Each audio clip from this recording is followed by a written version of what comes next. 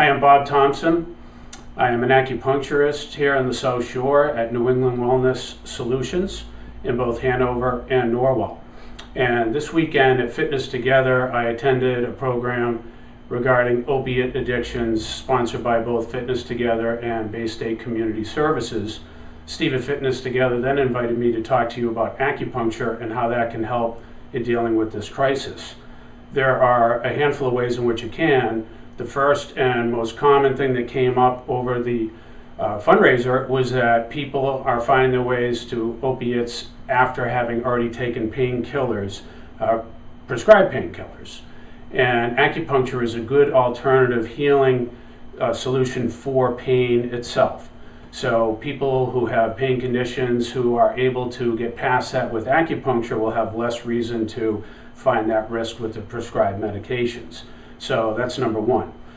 Number two, clinical trials have been compiled at the National Institutes for Health, which is our bellwether location for reviewing any clinical trials. And clinical trials showed that patients were far more likely to continue with the trials and show up for each appointment if they were receiving acupuncture. In addition to that, heart rate, body weight, and sleep were much more regulated in the acupuncture group. Pain, anxiety, and cravings were way down in the acupuncture group. And the measurement to see how much the group improved is that it would be roughly 3 out of 100 people who would be able to achieve those same results with just using willpower alone, as opposed to including acupuncture. So the acupuncture would not eradicate it on its own, but when you couple acupuncture with therapy and other forms of treatment, you start to really chip away at this crisis.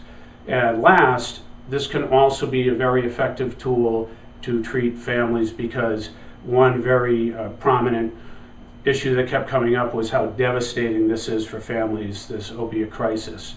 And acupuncture in reducing heart rate and improving sleep is also a very good way to help the families deal with this difficult situation.